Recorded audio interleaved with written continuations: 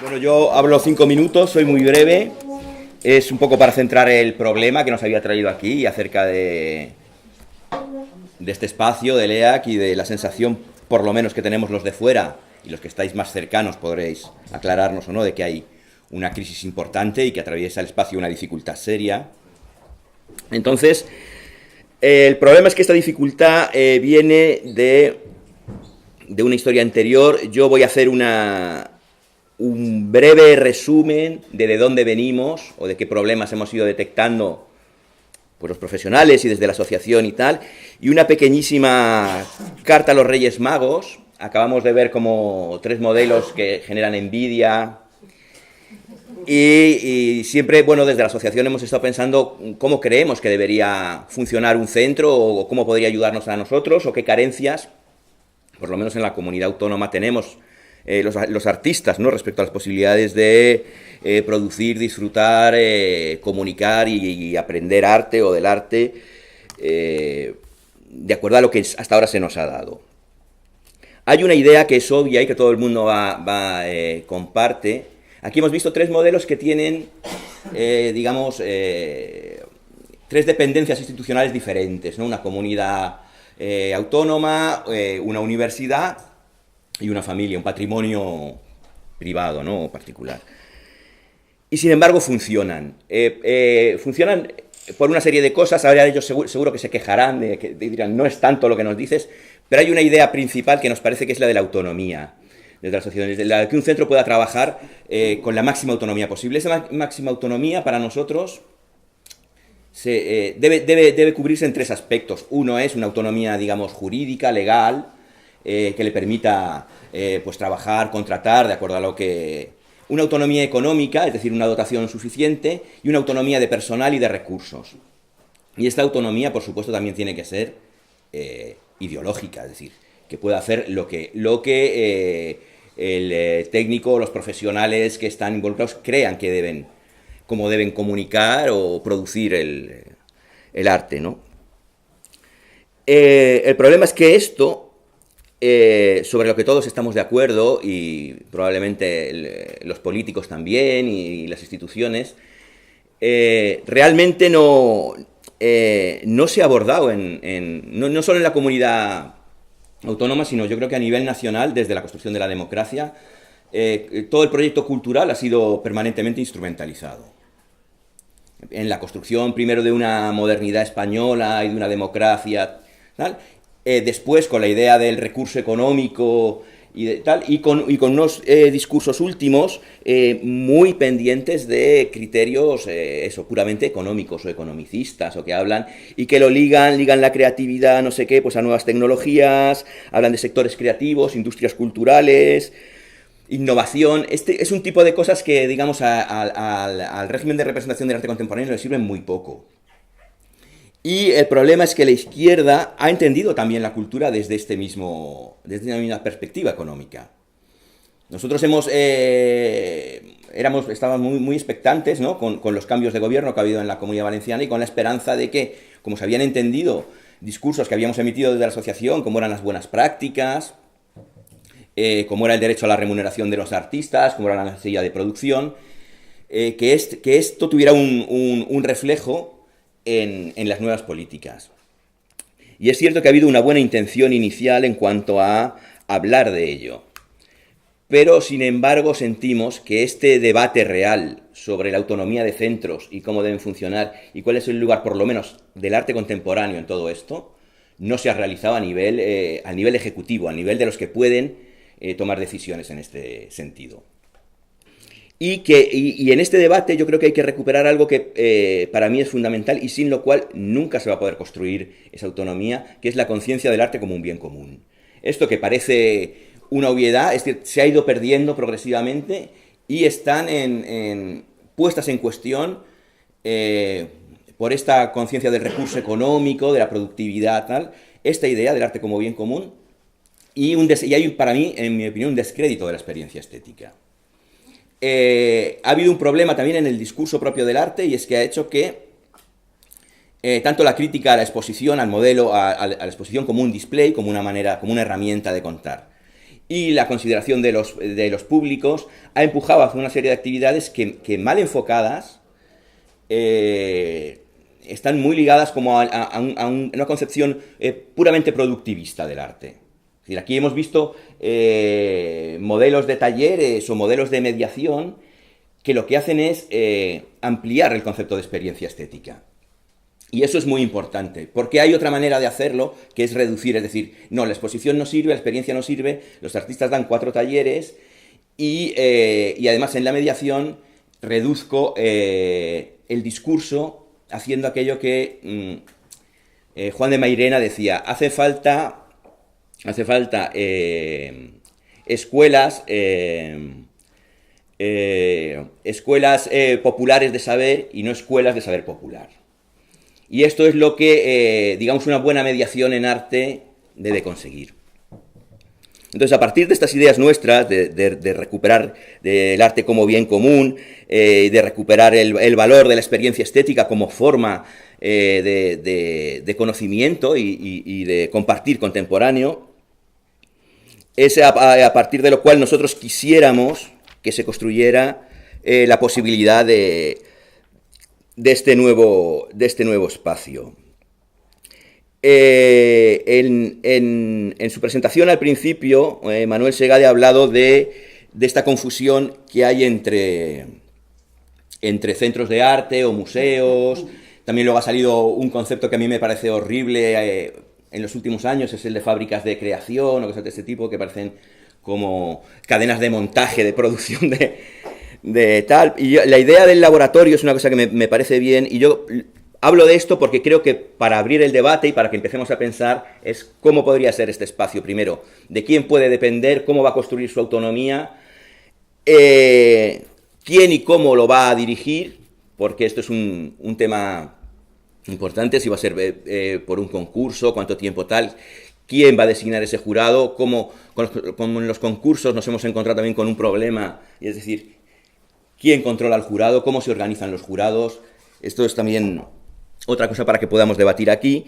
Y si querríamos que el centro fuera un laboratorio de arte, un museo, si se va a generar una colección. Ahora ha habido un primer intento, ha habido un dinero y unas compras a artistas valencianos y se promete que se va a ir construyendo una colección. Esa colección, ¿cómo se va a mostrar? Va a tener una sede. Quizá esto también es una cosa que se podría ligar al propio discurso sobre este centro, a las posibilidades de pensarlo. En cualquier caso, lo que sí que nosotros detectamos, y es otra de las prioridades, con esto termino para dar paso a las intervenciones de los que queráis, es que un centro idealmente debe ocuparse desde la producción. A los artistas nos gustaría que si hay una nueva dinámica aquí, la exhibición no se limitara a tirar del propio artista y de lo que ya ha producido, sino que hubiera una implicación en la producción de los proyectos de los artistas, que hubiera procesos de difusión que supongan un intercambio con el exterior, es decir, que se piense cómo un centro se debe relacionar o crear una red de centros, digamos, de su misma condición, cómo se relaciona con sus pares de fuera, porque esa será la manera de facilitar que esas producciones sean coproducciones y sean conocidas en otros lugares. Y luego, cómo se inserta, que hemos visto ahora políticas de cómo se inserta en el propio lugar para que el arte contemporáneo sea sentido como un bien común y no como una cosa elitista ligada a un despilfarro público. Creo que ese es un combate muy, muy importante. Y luego hay un proyecto que yo creo que todos sentimos en la Comunidad Valenciana, que se queda colgando, que son nuevos procesos de formación de los artistas. Es decir, ¿por qué en un centro establece encuentros intergeneracionales entre artistas? Hay los artistas que están empezando, que terminan la carrera, artistas de 50 o 60 años que llevan una trayectoria, que no se conocen y que pueden establecer vías de diálogo, programas de tutorialización, en fin. Hay una serie de cosas en el ámbito como de la formación entre los propios artistas que son muy importantes. Y por último, lo que no ha existido aquí nunca en la Comunidad Valenciana, hubo un amago en una cosa que se llamó Las Naves en Valencia, es un centro de producción. Es decir, ¿podría este centro servir para eso? ¿Podría dotarse con talleres? Sería interesante para los artistas de aquí que además de producción, exhibición, hubiera la posibilidad de que se convirtieran en talleres. Yo lanzo todas estas preguntas porque creo que se abre, que un tiempo de crisis también es un espacio para pensar de nuevo el espacio, y os invito ya a que participéis, digáis o dirijáis vuestras preguntas a Manuel, a Nuria y a Luis. ¿Y cómo trabajáis el tema de la comunicación y las redes para divulgar lo que hacéis, vuestros...? Okay. Tenemos un equipo de comunicación directo que se encarga de todo esto. O sea, nosotros mantenemos ese mismo principio de baja institucionalidad del que hablaba en las propias redes, ¿no? O sea, digamos que si entras en cualquiera, en nuestro Instagram o en la página de Facebook de Centro de Autores de Mayo, creo que el tono te lo va a decir todo. O sea, esto que os acabo de poner es un vídeo de difusión de lo que hacemos en el museo. A lo que quiero decir es que, por ejemplo, a los adolescentes nos dirigimos de una determinada manera. Tenemos una liga, por ejemplo, sub-21, un grupo de adolescentes que trabajan menores de, o sea, entre 14 y 21 años, que trabajan con nosotros todo el año y que desarrollan la comunicación para los propios adolescentes del museo, por ejemplo. Y además es que, en concreto en nuestro caso, que creo que es algo diferente de los otros dos, ya lo hace el MACBA. Hay un tema muy interesante, creo, que es el tema del público diferido en este caso, ¿no? O sea, hay, por ejemplo, adolescentes de México, no me preguntéis por qué, que nos siguen a miles y que detectamos sus entradas en la página web, por ejemplo, o en nuestro canal de YouTube. Yo qué sé, pues que a lo mejor que afectamos más allí que a los adolescentes de Móstoles, no es verdad, pero es por poner un ejemplo, ¿no? Que realmente hay un público diferido que te sigue, que continúa todas tus actividades y que está muy pendiente, que entran los textos, etcétera, y que realmente es algo que, bueno, pues que está muy lejos, ¿no? Y es gente seguramente que no va a venir nunca, ni ha entrado por la puerta del museo jamás, ni lo va a hacer, ¿no? Y eso yo creo también es, bueno, es algo interesante de ese ejercicio de comunicación, ¿no? Pero tiene que ver también con esa cosa de cómo desdibujamos o necesitamos que el museo sea 1000 cosas y cómo tienes que comunicar pues esas 1000 cosas distintas todo el rato, ¿no? Que no puede ser una...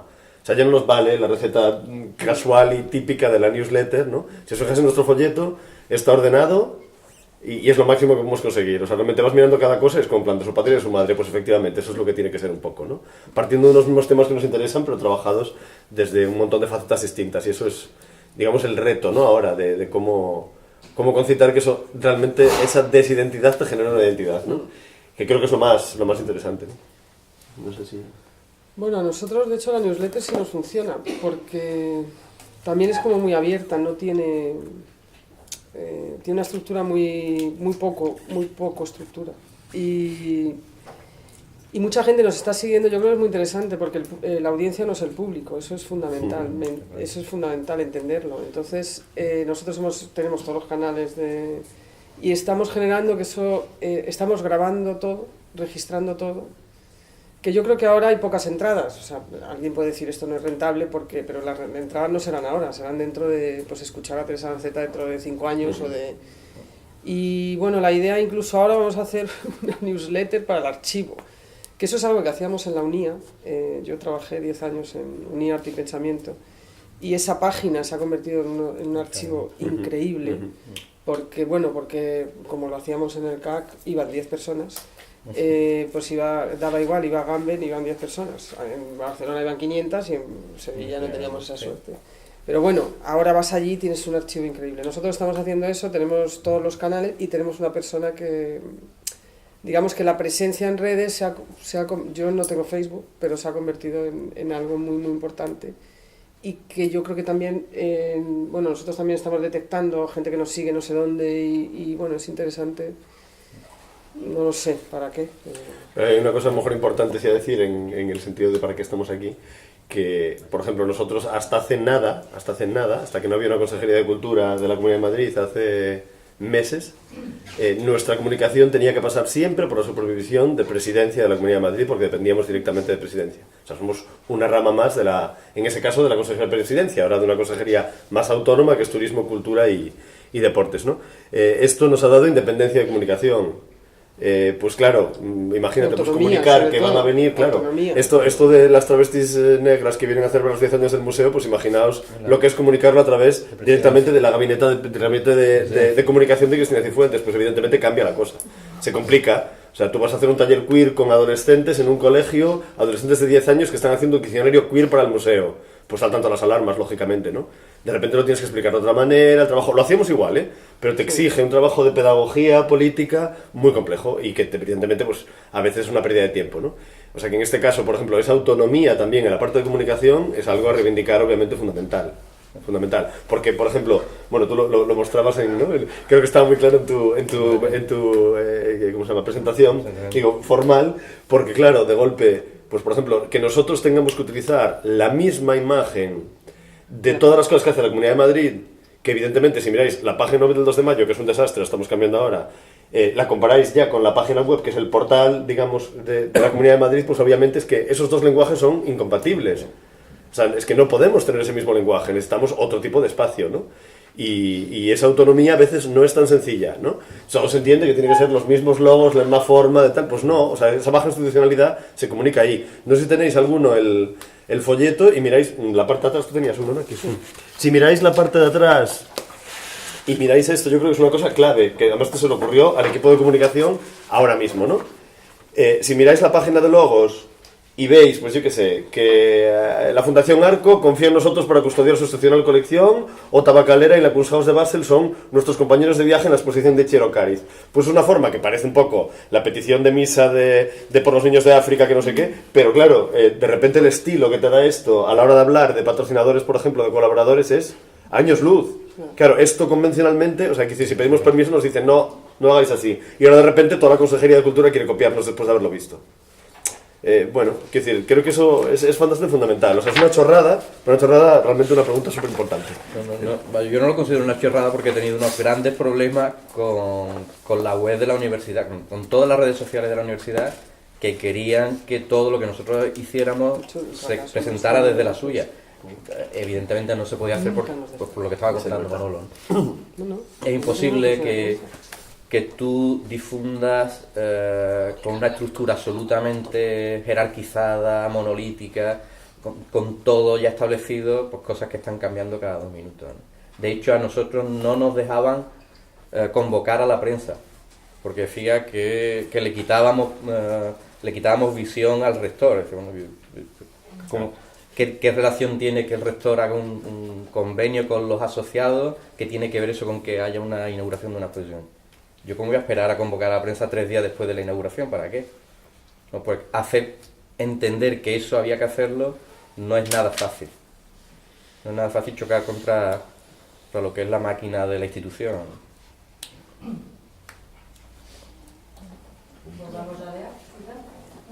quería hacer una pregunta que es así un poco genérica, pero creo que igual sirve para lo que estaban planteando del EAC. Bueno, el EAC tiene 2 cosas muy buenas, y una es que como el CICUS está en el centro de Castellón, y sino que se lo digan al auditorio de la universidad, que al primer que llega al cine pues a muy poca gente porque está lejos, y luego aunque parezca lo contrario, esto no es Móstoles, esto es Iberia. Llegar a Valencia cuesta 1 hora y 25 minutos en un cercanías, o sea que como si estuviésemos en el fin del mundo. No, la pregunta tiene que ver con esto que están planteando ahora, que es lo políticamente correcto, y también tiene mucho que ver con el vínculo que va a tener el EAC con la política y la política con... me estoy dando cuenta que digamos, voy a usar una palabra gruesa que es censura, pero no es así. El lenguaje políticamente correcto ya no solo viene de los políticos, sino incluso a veces de la propia sociedad. Hay obras que ahora que son solo modernas ya se están intentando descolgar de algunos museos de arte. Eso puede pasar también en un centro de arte o en un centro que la sociedad no quiera hablar de unos temas, o que haya grupos sociales que están presionados por ese tipo de discursos, o se lo piensan 2 veces antes de... ¿Eso puede pasar aquí también? O sea, ¿te refieres a lo del Waterhouse, por ejemplo, que acaban de descolgar, o el Baltus? O sea, quiero decir que estamos en un momento depravado en el sentido político de la palabra, es obvio, ¿no? O sea, que estamos en un momento ultraconservador y que precisamente por eso es más importante lo que hacemos, creo que es fundamental. Pero precisamente yo creo que esa es la respuesta, ¿no? Los espacios de arte contemporáneo, los espacios pensados desde la cultura contemporánea, desde esta óptica, precisamente deberían estar para lo contrario, ¿no? O sea, quiero decir, creo que son los antídotos o los tótems apotropaicos contra ese tipo de actitudes, creo que precisamente es ese... No es cabe todo, pero es precisamente un espacio de cuestionamiento de esas cosas, ¿no? Claro, es que es una pregunta muy complicada en ese sentido, o sea, que no... Sí, eso, es que yo estoy pensando... o sea, estoy completamente de acuerdo, pero... Claro, tiene que ver también con la... No sé, a veces... quiero decir, a veces se censuran cosas que además no tienen... O sea, que se censuran porque son tan gruesas que lo verdaderamente importante y lo verdaderamente crítico pasa por otro lado. Y no se censura porque los políticos de turno no se dan cuenta de que como no hay desnudos no es grave y es mucho más grave. Entonces, bueno, yo creo que para intentar traerlo al debate, yo creo que lo que es interesante es, en esa definición de lo que quiere un centro, es, bueno, por qué tiene que traer algo o por qué tiene que poner en el centro quizá algo que sea censurable o que genere, o sea, no hacer las cosas, pero en todo, digo, sea censurable o no sea censurable. Yo creo que no es lo mismo el voguing en tu centro, no, es verdad, o sea, con una trayectoria, con un arropamiento, con una explicación, con una exposición, con un trabajo que tiene que ver con lo social, atraer una escultura, no sé, ponerla un poco solo por epatar también, porque a mí me pone los nervios. Ahora llegaremos a Arco y tendremos en el Telediario 1 la obra de Franco, el desnudo, el no sé qué, que es desviar realmente la importancia del arte hacia algo que es absolutamente mediático. O sea, que por eso... Hombre, aquí tenemos, el propio DEAC tiene una historia de, es decir, bueno, hubo una censura con una exposición y un cambio de director forzado por ese conflicto. Y recientemente tenemos la historia también del Movim y Román de la Calle. Quiero decir que realmente no hace falta que sean cuestiones como socialmente escandalosas, sino el problema es cómo se limita la injerencia de... Vamos al espacio de autonomía, claro, la gran pregunta, ¿no? Que es la de la posibilidad de autonomía o no. O sea, pasar puede pasar, lo que yo creo que para contestar, pasar puede pasar.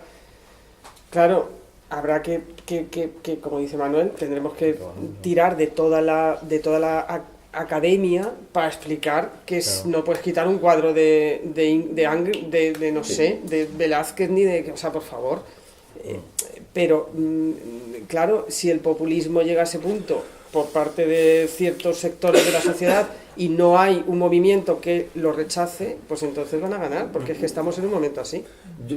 Sí, o sea, realmente creo que es eso es muy una cuestión de caso está por pasando caso, en Brasil de una manera brutal. Brutal, pero yo qué sé, no sé, yo voy a poner una anécdota que a lo mejor yo me acuerdo cuando yo soy gallego y recuerdo cuando se intentó, el Grapo intentó varias veces poner bombas contra la estatua ecuestre del Ferrol del Caudillo, de Franco en Ferrol, y ya se afectaba el pedestal, quiero decir, o sea, era como la estatua irrompible, imposible. Entonces llegó un momento en los 80, mediados de los 90, se seguía haciendo, etcétera, que cada poco había alguien o alguienes que lanzaban pintura rosa contra la estatua, y aparecía pintada de rosa, así hasta que en algún momento dado decidieron quitarla, ¿no? Pues, quiero decir, para mí era mucho más efectiva la estatua pintada de rosa, francamente, que desaparezca del pueblo de Ferrol, que al fin y al cabo esa parte de historia en la que fue el Ferrol del Caudillo no se puede eliminar, ¿no? Es un ejemplo personal, ¿no? Pero es, creo que un buen... ¿no? A lo mejor resulta que lo que hay que hacer, pues, con una pintura racista en una colección como la del Prado, es que explicar que es racista y no evitar el tema, ¿no? Y explicar por qué y contextualizar ese racismo de una España colonial en un momento dado, en vez de eliminarla de la historia, cuando a lo mejor resulta que es que en realidad es una buenísima obra de arte con contenido racista, ¿no? Pero bueno, eso ya te digo, soy de matiz y tal. Y si vamos a hablar de autonomía, creo que es más interesante pelearse para hablar de las formas y los concursos y de tal, que a lo mejor, ¿no? que el tema de la censura. Agustín, tenemos. Yo quería preguntar, desde vuestra experiencia como directores de centros de arte, ¿cuál creéis, prácticamente un poco por el hilo de la conversación de Manuel, cuál es la mejor forma de acceder a la dirección de un centro de arte? La importancia del proyecto curatorial, la importancia de esa revisión de ese proyecto, marcando unos objetivos que nunca sean cuantitativos en cuanto a número de visitas, y un poco sobre la autonomía ideal de un centro de arte o de un director de un centro de arte. Porque curiosamente en EREAC siempre hemos tenido, siempre ha dependido de un ente externo, como puede ser Culturcat, Instituto de Cultura, que siempre está ligado al Estado valenciano.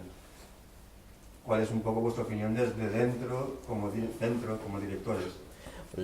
La mía personalmente, que además soy puesto a dedo, así es toda la contraria. Es decir, yo creo que un puesto de la entidad del que yo tengo debería haber salido por concurso para profesional y sobre todo por algo importantísimo, y es que como se aprovechan de personal de la universidad, nos siguen obligando a seguir trabajando como si esto fuera poco. Entonces, además de esto, tienes que seguir dando clases, ¿no? Porque si no. Entonces creo que tiene tanta autonomía y tanta necesidad de dedicación completa que evidentemente tendrían que salir a concurso, pero sin ninguna duda.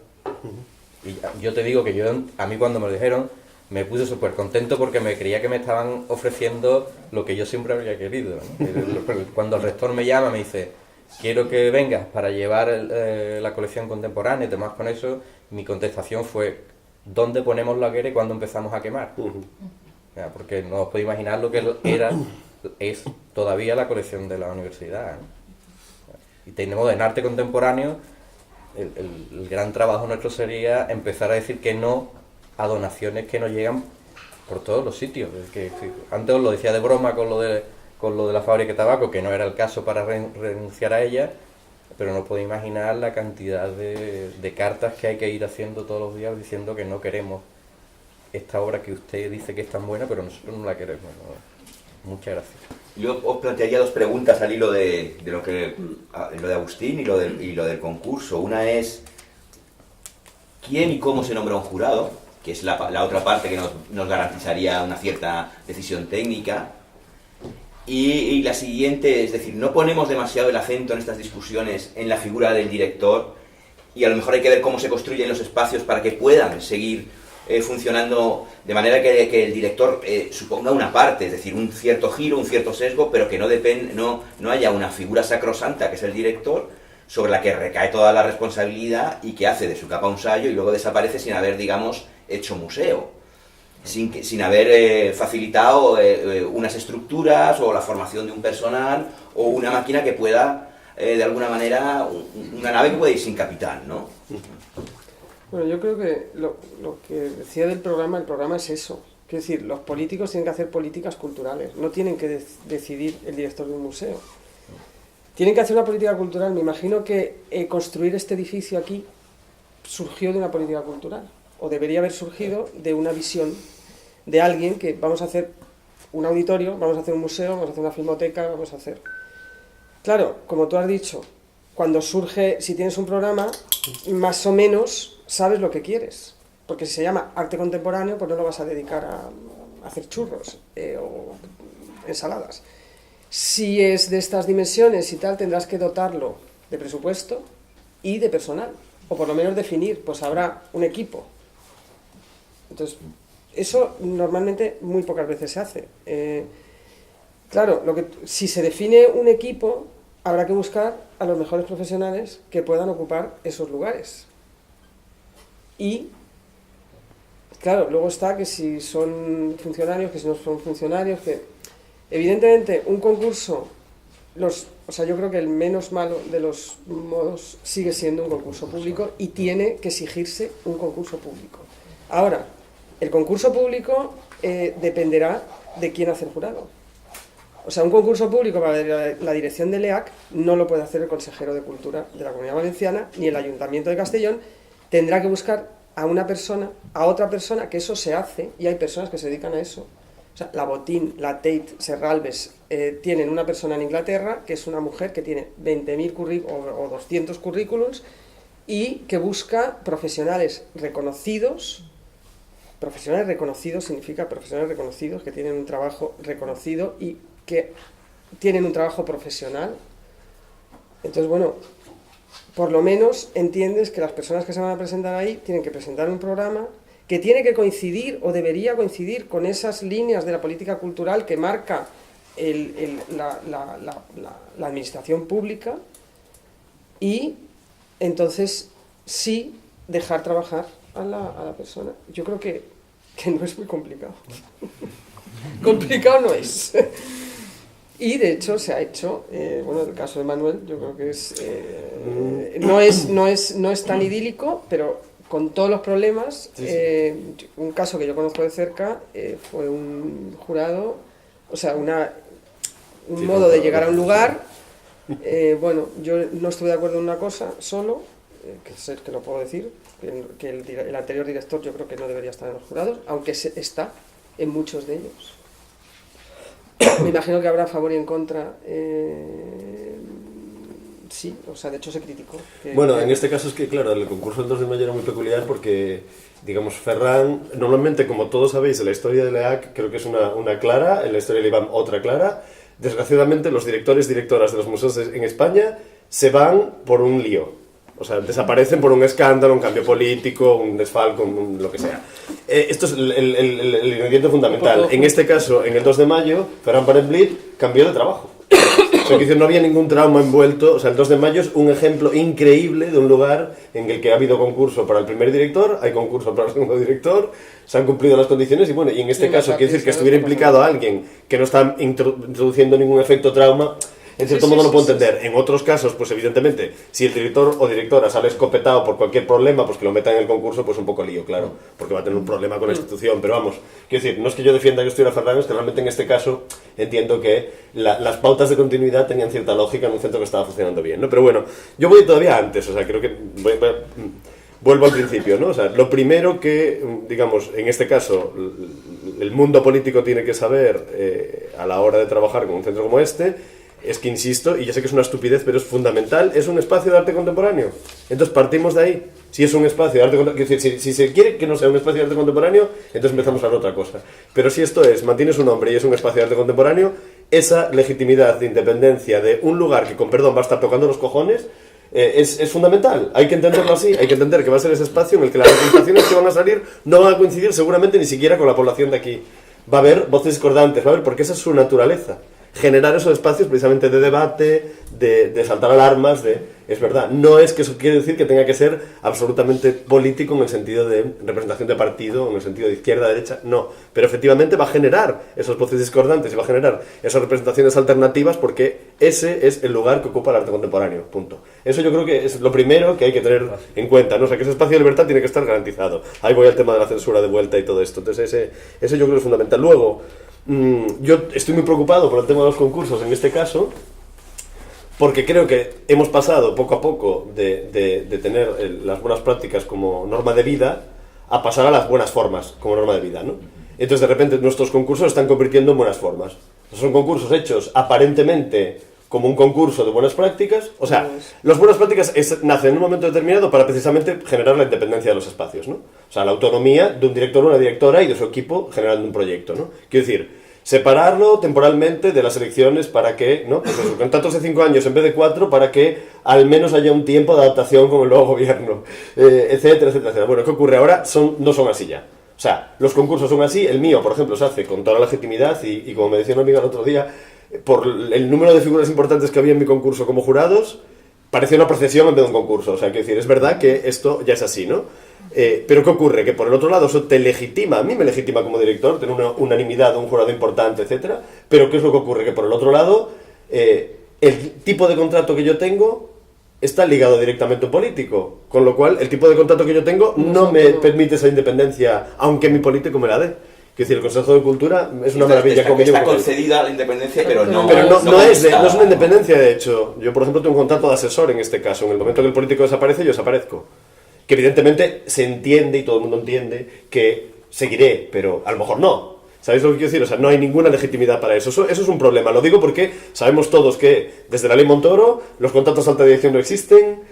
Los últimos 2 concursos que ha habido supuestamente legítimos en este país han sido el del Centro de Córdoba y el de La Panera, ambos, y ahora los 5 del Ayuntamiento de Madrid, perdón. Todos estos 7 concursos últimos, de derecha, de izquierda y de centro, digamos, dependiendo de los partidos, han sido realizados con esa aparente manera de hacer código de buenas prácticas, que en realidad, como digo, son buenas formas, y donde los contratos son contratos de autónomos, o sea, son contratos por obra. O sea, ¿con qué legitimidad alguien va a dirigir Matadero con una tarjeta en la que dice que eres director, cuando en realidad tú no tienes ni siquiera una nómina como director? Y por 3 años. O sea, quiero decir, a mí eso me parece, francamente, una verdadera tomadora de pelo. Esto es lo que demuestra que hemos convertido nos hemos quedado con la nota al pie en vez de con la naturaleza de por qué queríamos concursos públicos y por qué queríamos una legitimidad dada por una profesión artística, ¿no? Bueno, creo que ahí tenemos un problema gravísimo que tenemos que resolver y que creo que, quiero decir, en este momento el Código de Buenas Prácticas es papel mojado. Para mi generación, al menos. O sea, desde el momento en que mi generación precisamente empieza a acceder a las direcciones, ¿no? O sea, el nivel de precariedad ahora es máximo. En el caso de Matadero, por ejemplo, es que lo pongo como ejemplo, porque creo que es un buen ejemplo, Matadero de Madrid, lo digo por la macroestructura que es casi como una entidad política por sí misma. O sea, Carlota Aznar del Vaso era una directora con un cargo de alta dirección, Rosa Ferrer, desgraciadamente, es una autónoma. O sea, hemos perdido un contrato de alta dirección en un espacio cultural fundamental de Madrid. Pues a mí me parece una tremendamente mala noticia, ¿no? O sea, creo, es un ejemplo.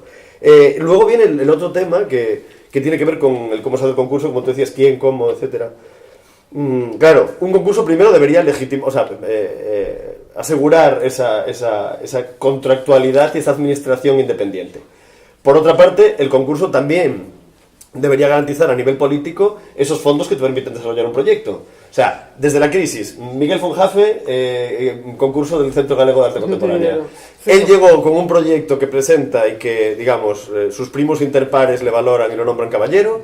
Y un momento después, ¿qué ocurre? Que justo cuando empieza a dirigir, no tiene el dinero para hacer el proyecto que había presentado, con lo cual empieza a hacer cualquier otra cosa, lógicamente. Entonces, ¿qué legitimidad? O sea, ¿qué pasa con eso? O sea, 5 años estar cobrando un sueldo público y no poder ejecutar tu proyecto. ¿De qué estamos hablando aquí? O sea, evidentemente ya sabemos que esas cosas, quiero decir, si mañana hay, no sé, un maremoto que borra la mitad de la península, pues evidentemente no nos vamos a pelear por esto, pero entendemos de qué estamos hablando, ¿no? O sea, evidentemente tendría que haber esas garantías que hagan que un proyecto se pueda desarrollar, porque entonces, ¿para qué si no se hace este paripé público, etcétera, ¿no? Y ya ahí entro en la idea de proyecto, ¿no? O sea, evidentemente, un proyecto, quiero decir, se debería pedir un proyecto real, digamos, un proyecto realista, se debería valorar ese realismo. No creo que solo debiera haber gente del mundo del arte valorando los concursos, porque yo me he enfrentado a esto varias veces como jurado, y te encuentras que efectivamente, si, digamos, no hay un diálogo político real en el que precisamente tú puedas garantizar que la gente que viene a hacer una entrevista vaya a tener sus empleados, etcétera, etcétera, etcétera, o de qué manera, digamos, su equipo va a ser formado, de qué manera va a tener expertos trabajando, ¿cómo vas a estar? Quiero decir, ¿yo para qué voy a ir ahí a firmar que a alguien se le nombre director cuando sé que todo lo que hay alrededor no va a funcionar? Que es un poco, ¿sabes? O sea, esta cosa, o sea, lo habéis visto últimamente en los periódicos, ¿no? Es habitual lo de que alguien se nombre y a los 2 días dimita y venga al segundo. Esto nos ha pasado desde el MUSAC, desde tal... Pues esto tiene que ver con... Acaba de pasar en centro-centro y esto tiene que ver con la falta de información real, o sea, quiero decir, un concurso basado absolutamente en un proyecto y basado en una condición administrativa y técnica que también tiene que estar ahí. Y evidentemente, digamos, cualquiera que vayáis a aceptar un puesto de trabajo digamos, en el mundo empresarial convencional, si vais a aceptar un puesto de trabajo tenéis que tener un contrato en mano, tenéis que tener unas condiciones públicas, digamos, públicas para vosotros, que tenéis que tener esa información o no firmáis, quiero decir, o si no, es que sois personas incautas, como sabéis, ¿no? Pues en el mundo del arte lo hacemos. Vamos a un concurso, una vez que nos ha nombrado Manolo Borja, genial, ¿no? Es verdad. Y eso es un desastre, creo que ahí tenemos un problema muy grave de la forma de concebir estas cosas. Yo quería decir que yo estuve ahora en el jurado de Rosa, que elegimos a Rosa Ferrer, directora de Matadero. Y que de hecho no pusimos segundo, porque en ese jurado se podía haber puesto, o sea, si pasa algo, que es lo que ha pasado con Centro-Centro, que ha sido una situación familiar y la chica que ha salido y ha entrado Soledad. Pero Soledad quedó la segunda, digamos. Nosotros dijimos que o era Rosa o se tenía que volver a repetir el jurado. Que no aceptábamos segundo por lo que fuera, ¿no? Pero también en acta dijimos que constara, para que al que le llegue eso, no sé si es Manuela o quien sea, que, claro, Rosa es una profesional fantástica. Es una mujer que puede hacer un proyecto ideal. Ahora, como no la dejen, eso incluso repercute en tu propio prestigio. O sea, ella sale de allí, mira, sí, no, era muy buena, pero no ha hecho nada en Matadero en 5 años. Matadero es... Bueno, Matadero es... claro, es el buque insignia y como si el mejor estar en una salita que no seas buque insignia, porque, por ejemplo, no tienen prensa propia. Sí. No tienen prensa propia. Entonces, con todo lo que hacen, hay 30 personas en una oficina del Ayuntamiento de Madrid, en la casa esa de Fantasma, que llevan toda la comunicación del Ayuntamiento de Madrid, incluido Matadero. O sea, no son expertos en arte, no son expertos en escuelitas, en educación, no son expertos en nada. Claro, que eso... Entonces, realmente, antes de firmar el acta, dijimos que por favor se le pusieran las condiciones y los recursos para trabajar, porque si no, es verdaderamente le puedes hundir la vida a una persona también. Y efectivamente tiene un contrato de autónoma por 3 años, hasta que haya un cambio de gobierno, con lo cual... Pues 2 preguntas más os lanzo. Una, ¿es una epidemia entonces lo que le ocurre a LEAC? Porque ves en Vigo, en Gijón, parece que hay un modelo de centro de la periferia o de la periferia de la nación o tal y de ciudad mediana o pequeña que no termina de prolongarse en el tiempo, ¿no? Están viviendo siempre en una crisis.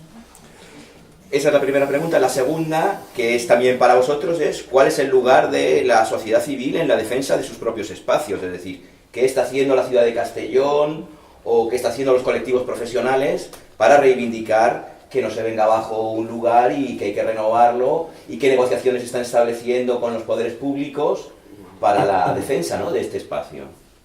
Ahí voy, precisamente reivindico otra vez, vuelvo al tema generacional. No recuerdo de cuándo es, así, 5 años. Hace 5 años, el último dato que yo tenía, lo digo porque esto para un artículo que había hecho en El Press, porque yo vivía en París en aquel momento, había un dato del Ministerio de Hacienda en el que se hablaba de que en ese momento de la crisis, hace 5 años, el 48%, digamos, cine, la cinematografía en España, el dinero dedicado a las subvenciones de cine, etcétera, etcétera, se había recortado en un 48%, el del arte contemporáneo en un 84,7%. Quiero decir, esto es una decisión absolutamente política, y vuelvo al principio, ¿no? Si dedicamos dinero a arte contemporáneo, que sea con todas las consecuencias. Evidentemente entiendo que interesa menos, pero también entiendo que es que hay un problema político con el arte contemporáneo, obvio, ¿no?, en este caso, ¿no? ¿Por qué cuento esto? Pues que, quiero decir, la situación crítica viene de entonces. O sea, quiero decir, el marco lo puedes convertir en Vigo en otra cosa porque llevas 8 años ahogando el marco. Quiero decir que el marco seguía funcionando, vale, pero seguía funcionando...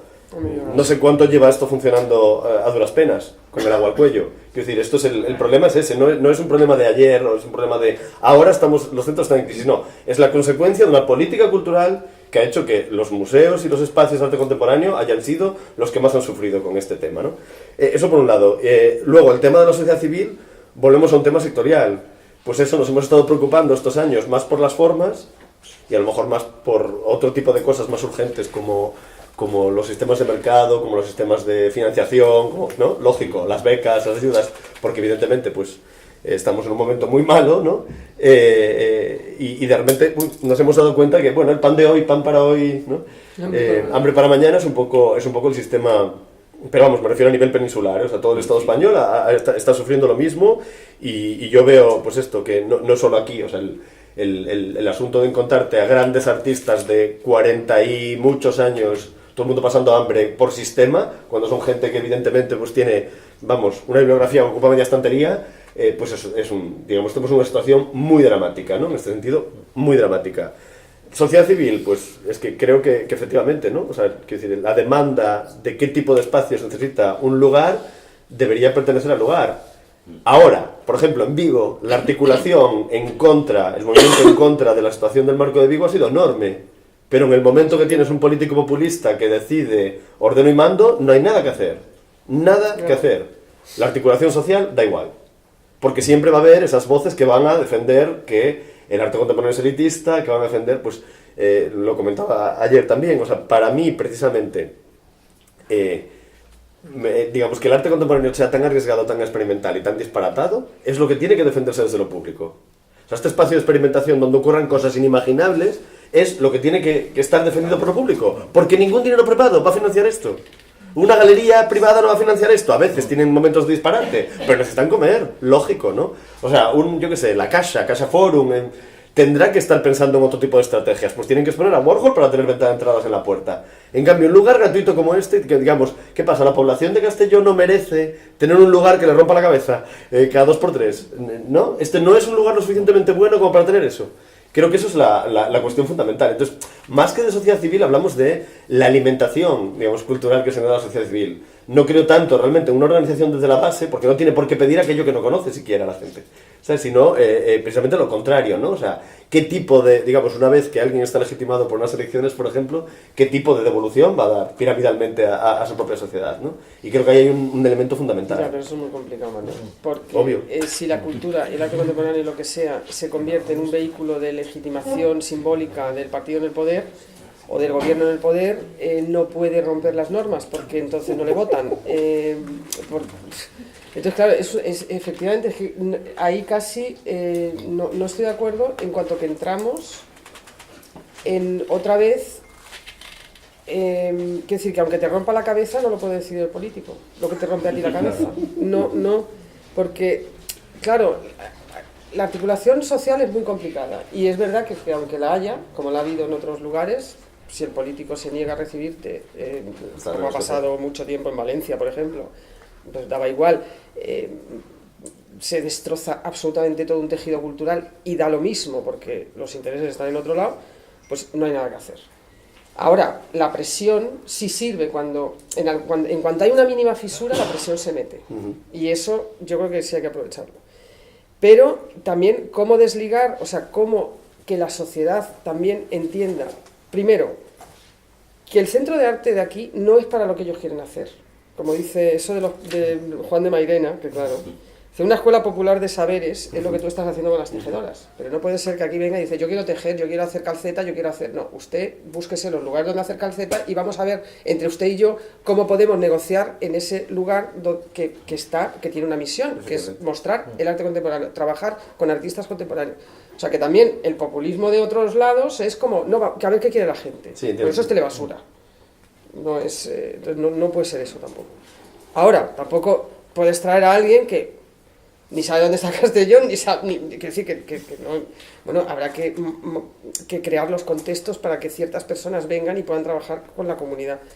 Pero yo creo que sí hace falta que la base plantee, no si quiere una exposición de esto, pero que quiere un centro autónomo, que quiere o sea, y exigirle a cualquier político y a cualquier administración unas mínimas normas de convivencia democrática, que es lo que en este país tenemos un déficit muy grande, enorme, no sé por qué, pero bueno, sí. ¿Sabemos por qué? Sabemos por qué, pero es que es enorme, o sea, es un miedo a soltar. Deberíamos empezar pensando que nos digan exactamente esos políticos que creen que debe ser el EAC, que no hemos conseguido saberlo,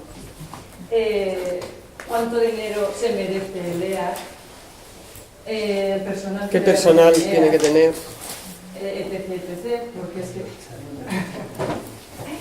en este momento el dinero es mínimo, el personal también, porque claro, vosotros estáis hablando ahí de personas que se dedican a las redes sociales, no sé cuánto. Yo no sé quién se dedica aquí porque yo no veo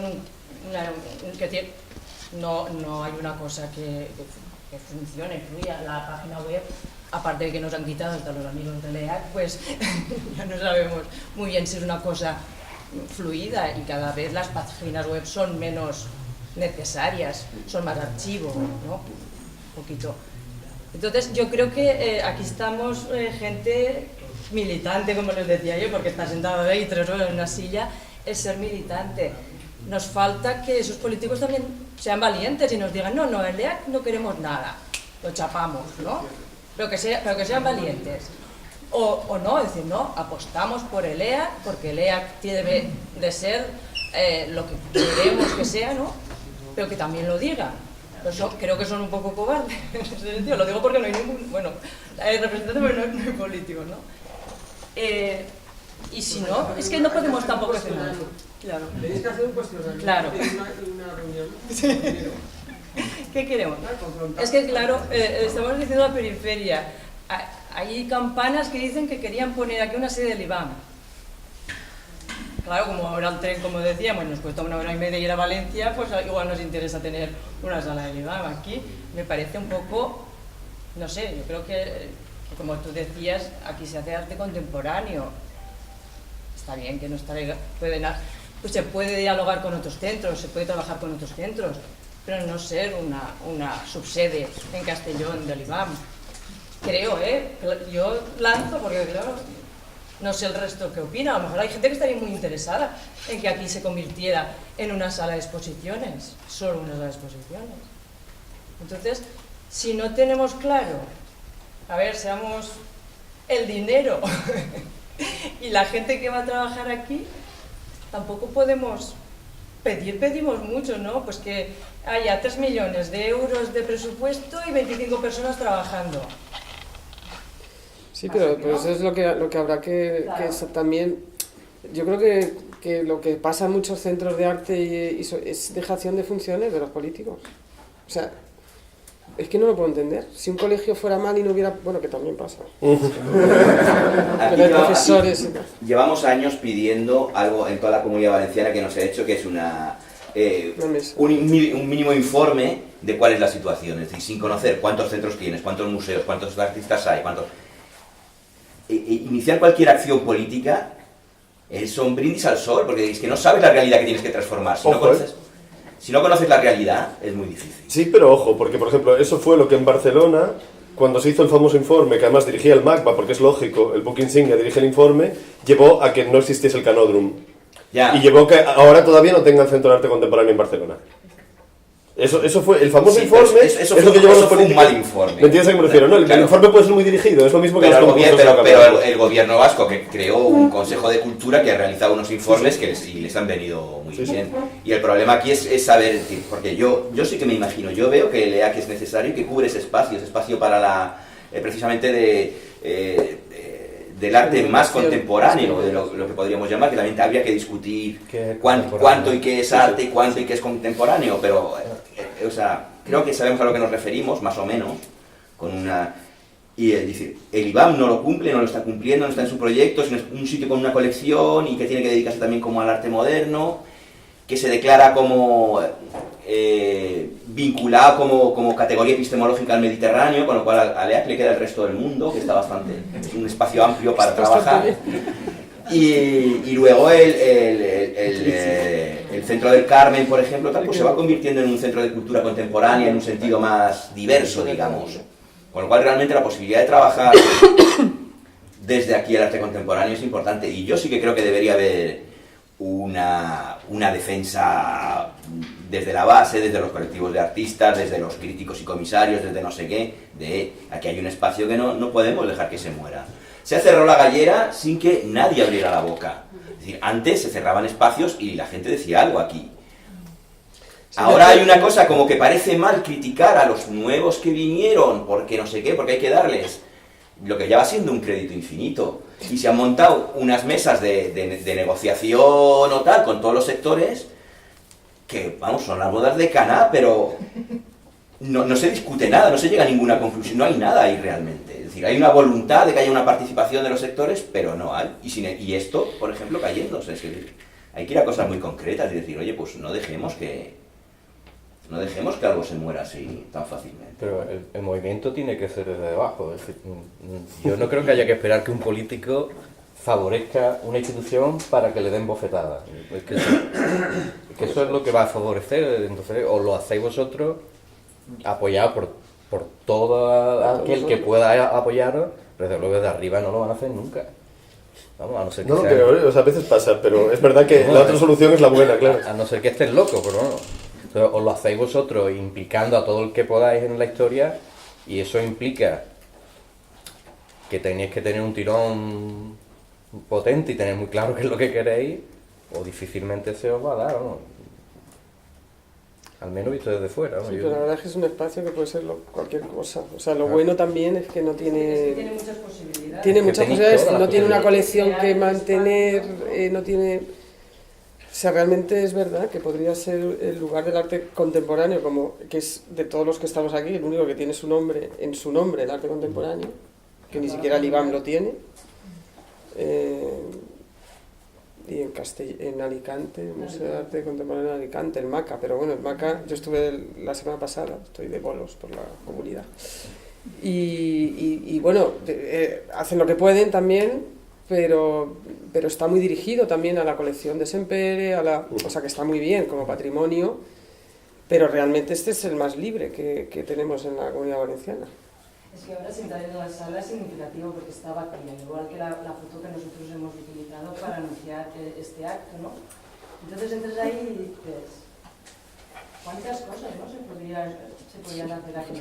Hay que ponerse a ello. O sea, una manita de pintura primero, pero bueno.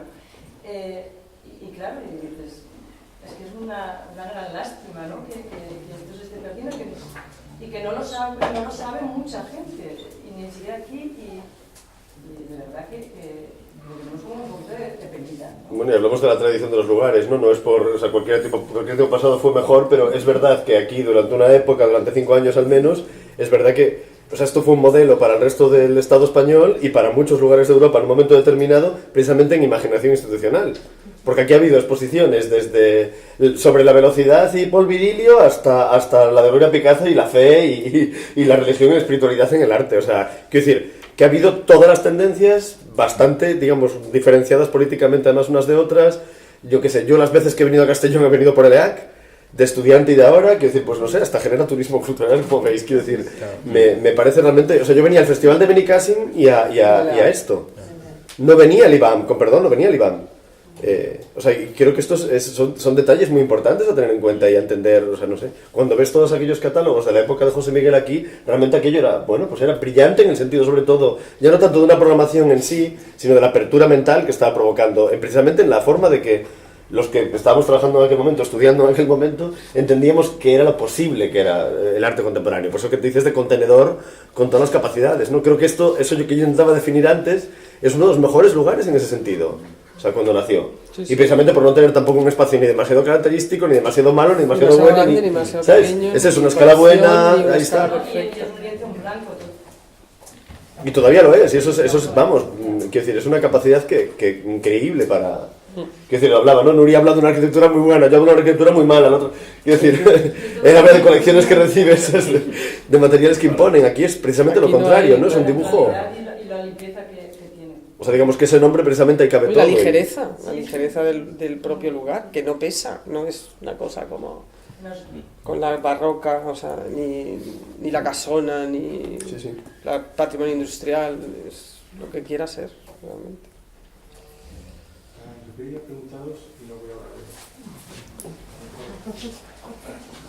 pero quería preguntaros que es algo que sobre todo a ti, también a Manuel, que siempre, es que vosotros cuando llegas al MACBA, a la Fundación Tapies,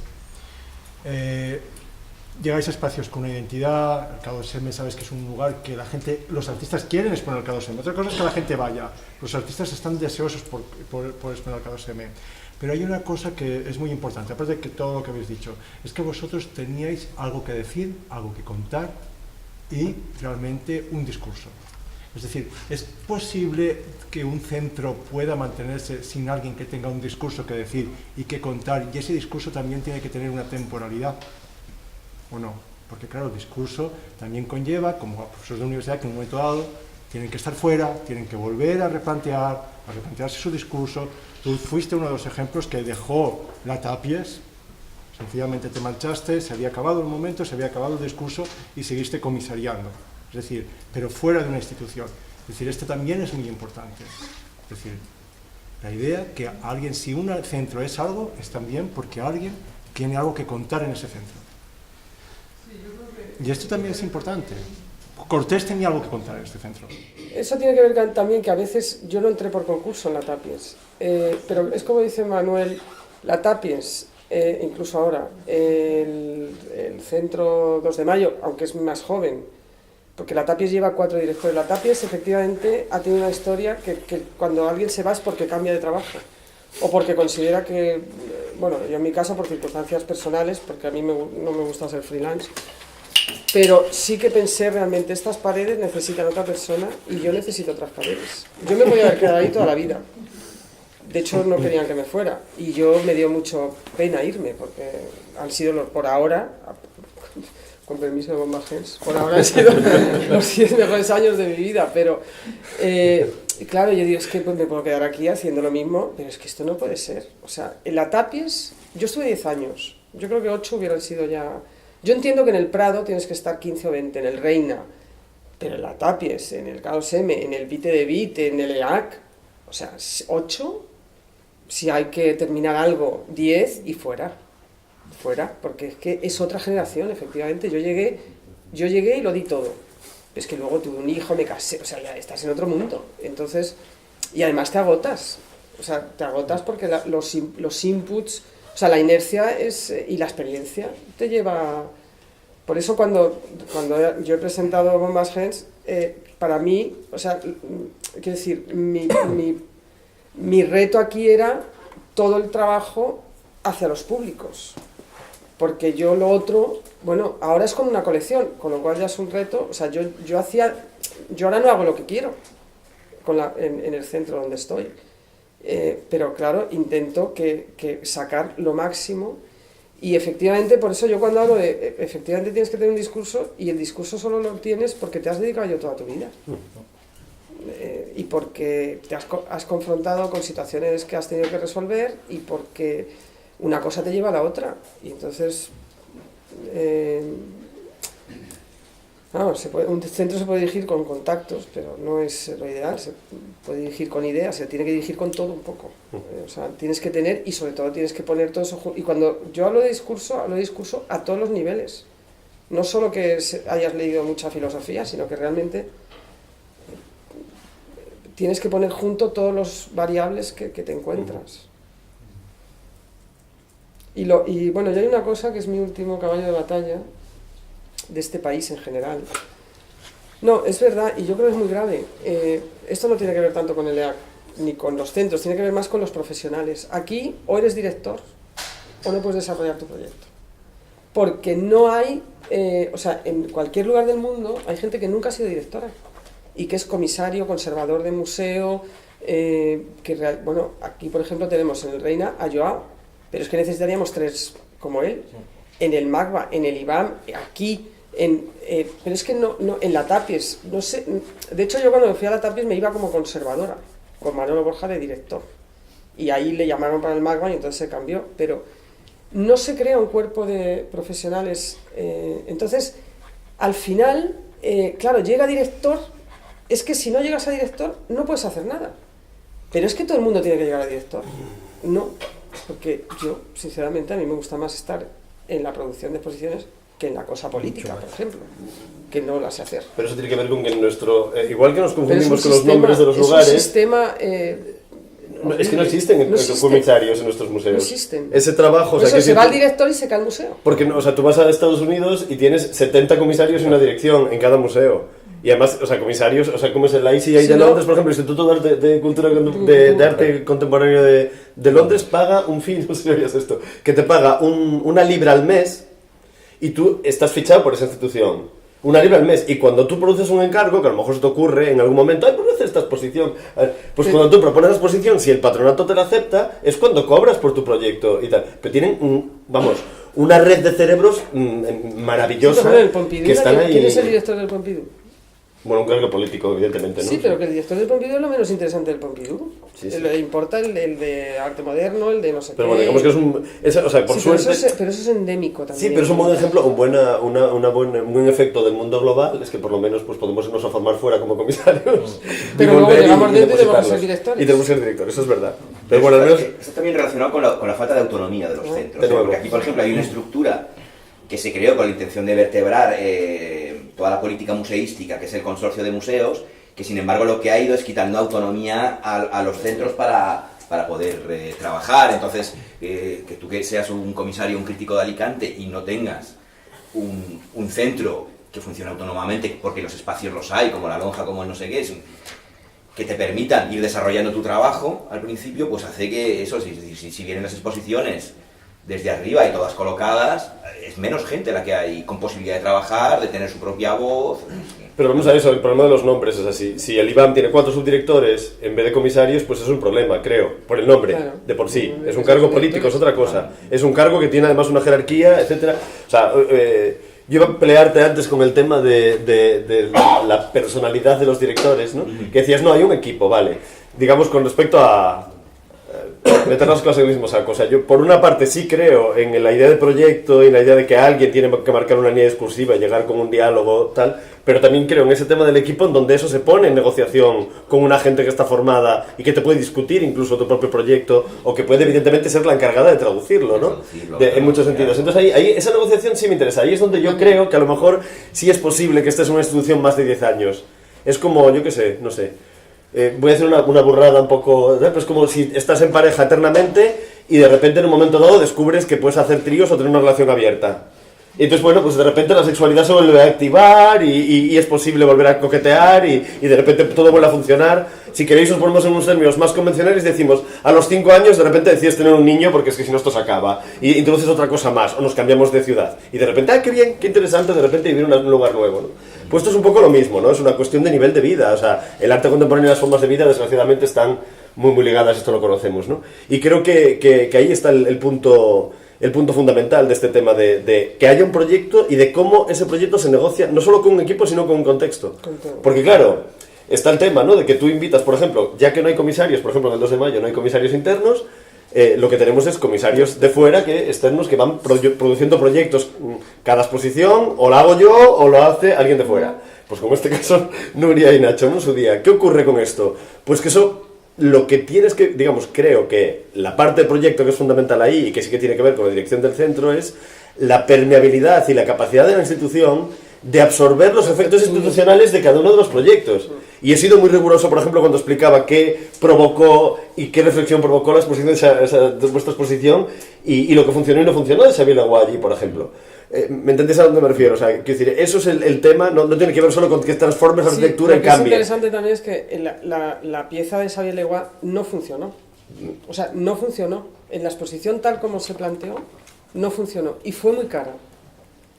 Manuel dijo, se asume, o sea, lo asumió antes de que sabía.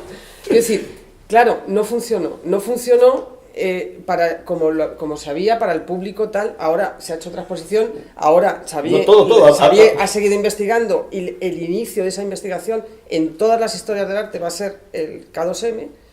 Claro, eso un director tiene que arriesgar, porque si dice, no, eso es muy caro, no sirve para nada, cuántas personas lo van a disfrutar, no sé qué, saca la media, no se hace. Claro, bueno, también los centros de arte tienen una parte de investigación y de riesgo y de formación del propio... Y ahí yo creo que el K2M, y en mi caso en la Tapies era así también, pero claro, yo ahí tenía a Miquel Tapies que decía, esto es el I+D del arte contemporáneo. Y entonces nos dejaba hacer, porque los políticos nos querían quitar las subvenciones, eso también es verdad, de todo signo. Pero claro, ahí pues bueno, que esté más vacío, más lleno, ¿cuál es la implicación? Permitía ese riesgo y esa... Pero también volviendo a lo que tú decías, claro, cuando yo llegué a la Tapies, a mí me hace mucha gracia, porque hay muchos directores que llegan al museo y cambian el logo. Es una cosa muy de macho, tengo que decir. Cambio el logo. Bueno, pues cambia el logo.